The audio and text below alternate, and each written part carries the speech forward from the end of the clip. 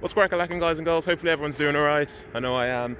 This ain't going to be a long one. This is going to be a quick one. To be fair, I don't even have the GoPro with me. All I'm doing is just making a quick little video in anticipation of another video, which I'll be, well, to be fair, actually, if it goes well, then it should technically come out for either tomorrow or the day after. But the video's already done anyway. I just need to upload it. But I'm currently out and about. Like I said, I don't have the GoPro with me. I got the Kenevo out.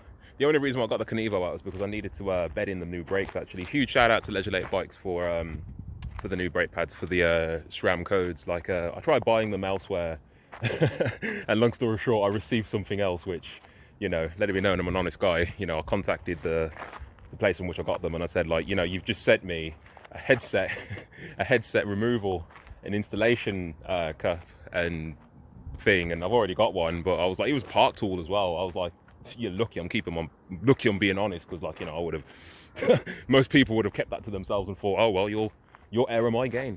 But like I said, and I'm just out and about, got the Kenevo, doing a couple of laps.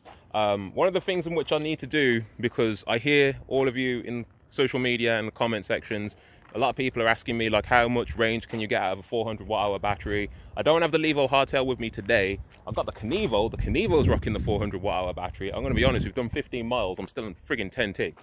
So, yeah, I think that's going to be a video in which I'm going to have to definitely shoot, because that's quite impressive. The Kenevo, it's not the heaviest electric mountain bike out of my Specialized fleet I own. That is the first Kenevo with the dual crown fork. But yeah, it's going to be one of those videos in which I'm definitely going to have to shoot, because man, I'm gonna have to route plan it carefully, because I think that's gonna be a long day.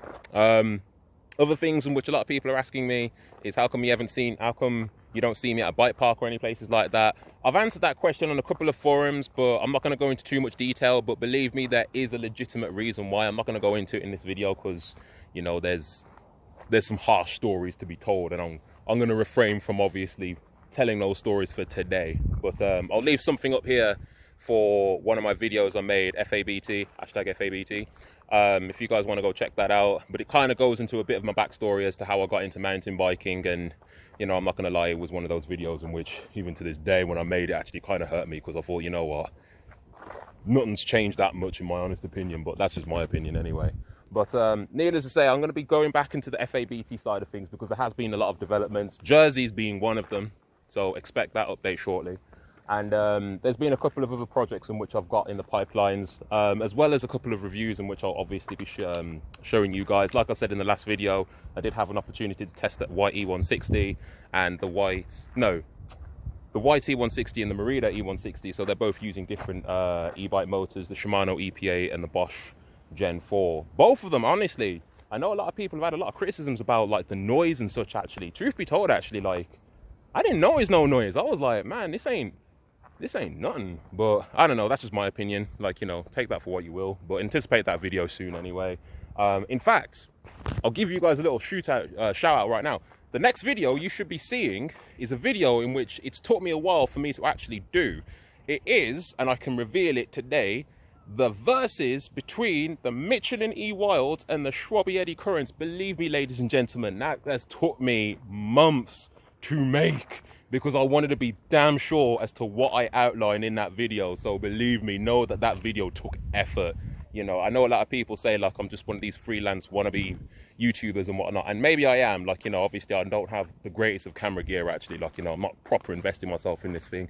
But believe me, like, the research, the methods of data acquisition and such I used in order to get that video and the findings of it, believe me, like, I'd say it's going up a level for me anyway. But yeah, and also in relation to the Bafang Ultra stuff in which I shoot, look, I'm going to be completely honest with you. I know a lot of people have had a little bit of criticisms about that, about how you shouldn't be using them. I'm going to be honest, I pick my locations carefully as to where I use them, even though I've got a little bit of stick for it. But I will gladly say I don't make it a common thing. They are a way, and I've justified what I said before. I only whip them out for the purposes of testing a drivetrain. You'll see that video soon. I don't want to reveal what drivetrain it is. I have a feeling most of you have probably heard about it, but I just wanted to be sure as to whether or not it could actually work on a Bafang M620 with 160 newton meters of torque. But obviously, I've took it off that bike, which you last seen, the red one, and it's on a different bike because I want to do proper thorough testing on it. Not on the Kenevo, it's on something else.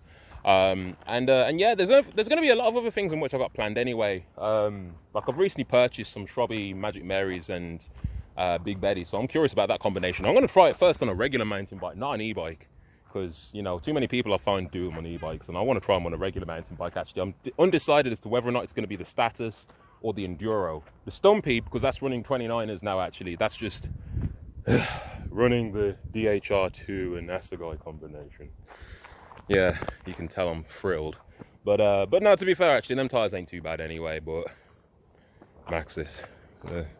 But like I said, anyway, there's going to be other bits and pieces which I got in the pipelines anyway. In relation to the trail side of things, you're going to see me in different locations. I've actually been to a couple of locations quite recently. I know I've had work and such, but I have been able to get some areas in which I've not been before, and I'll show you guys some of those very soon. Bear with me. You're going to obviously have to bear with me because I'm going to have to edit it, because if I were to just have the unedited video, it's going to be like 2 hours of you watching it, and I'm pretty sure you're only going to stick around for 2 minutes.